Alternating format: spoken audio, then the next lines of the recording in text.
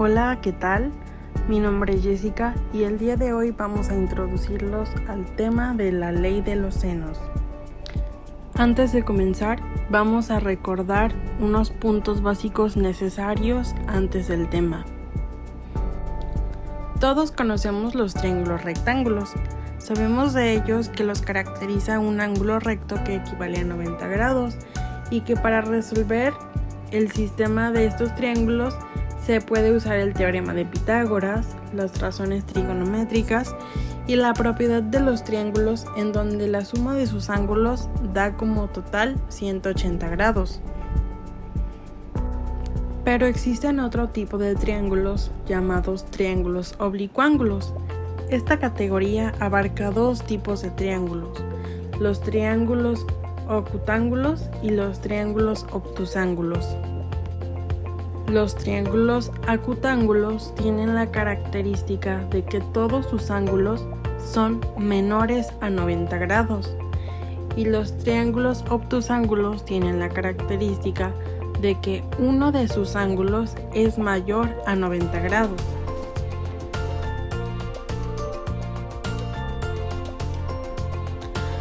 Pero el problema es que los triángulos oblicuángulos no se pueden resolver de la misma manera que los triángulos rectángulos. No se puede utilizar ninguno de los sistemas mencionados para resolver este tipo de triángulos. Así que te puedes preguntar, ¿cómo puedes resolver este tipo de triángulos? En realidad es muy sencillo. La respuesta es mediante la ley de los senos. Ven conmigo, voy a explicártelo para que lo comprendas lo mejor posible. Para ello vamos a trazar un triángulo y vamos a nombrar a los ángulos y a los lados. Hay que mencionar que en la mayoría de las ocasiones los ángulos se nombran con letras mayúsculas y los lados con letras minúsculas. El orden en el que quieras nombrar a los lados no importa, pero sí tienes que diferenciar entre cada lado, así que tienes que nombrarlos de diferente manera. Yo voy a utilizar la letra A, B y C. Ahora, para nombrar los ángulos, vamos a considerar los lados. Si a un lado le pusiste la letra A, el ángulo que tenga enfrente va a llamarse A mayúscula, porque va a simbolizar el ángulo A. De la misma manera va a suceder con las otras letras, la B y la C. El ángulo que está enfrente del lado B se va a llamar B mayúscula porque simboliza el ángulo B, y lo mismo con el ángulo C. Así obtenemos la fórmula que dice que A sobre seno de A es igual a B sobre seno de B, que a su vez es igual a C sobre seno de C. Esta fórmula expresa la relación proporcional entre las longitudes de un triángulo y los senos opuestos respectivos de los ángulos. Y ahora te preguntarás, ¿cómo saber en qué momento aplicar la fórmula? Bueno, lo principal es saber que la fórmula en ningún momento se va a utilizar completa, sino es que se va a dividir en pares adecuándose a la situación del triángulo, del ejercicio que vayamos a resolver. Los casos son dos. El primero es en donde vamos a tener un lado, un ángulo y otro lado, y el segundo donde vamos a tener un lado, un ángulo y otro ángulo. De esa manera se van a sacar tres pequeñas fórmulas que se derivan de la fórmula original. Una dice que A sobre seno de A es igual a B sobre seno de B.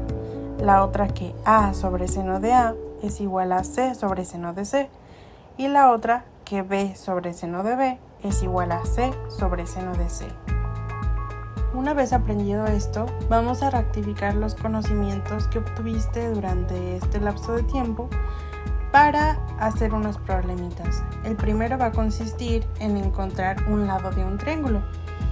Tenemos este triángulo que tiene de un ángulo 60 grados, en el otro tiene 48 grados y en un lado tiene 15 metros. Como ya mencionamos anteriormente, lo primero que tenemos que hacer es nombrar los ángulos del triángulo. En este caso pues yo voy a utilizar las letras A, B y y C. Les recuerdo que el orden no importa, solamente tenemos que asegurarnos de nombrarlos de diferente manera. Una vez que tenemos los ángulos, vamos a nombrar los lados. Ya sabemos que si tenemos los ángulos, el lado que vamos a nombrar con la misma letra pero en minúscula es el que tiene enfrente. Así que de esa manera utilizamos las mismas letras pero en minúscula. Una vez nombrado los ángulos y los lados del triángulo, vemos qué pequeña fórmula se adapta a nuestro problema, o sea, a nuestro triángulo. Y ya que tenemos esa pequeña fórmula, vamos a sustituir en ella. De esa manera tenemos que x sobre seno de 48 es igual a 15 metros sobre seno de 60 grados. Como queremos conocer el lado y sabemos que el lado equivale a x, lo lógico es despejar la x. Entonces lo primero que tenemos que hacer es quitar el seno de 48 grados que lo está dividiendo. Así que lo pasamos multiplicando al otro lado, dándonos la fórmula que dice que x es igual a 15 metros por seno de 48 entre 60 grados. Efectuamos las operaciones necesarias, ya sea en lápiz y papel o en calculadora, y el resultado que nos queda equivale a 12.87 metros. Entonces ese 12.87 es el lado que nos faltaba y ya lo obtuvimos. Ahora vamos con otro ejemplo. En este caso se intenta encontrar el ángulo restante. Para eso construimos un triángulo de características. En un ángulo tiene 42 grados, en un lado 52 metros y en el otro 40 metros. Para resolver este sistema vamos a cambiar la fórmula. En vez de tener los lados sobre los senos, vamos a poner los senos sobre los lados porque ahora queremos encontrar un ángulo. Hacemos lo mismo que en el otro ejercicio. Nombramos a los ángulos como A, B y C.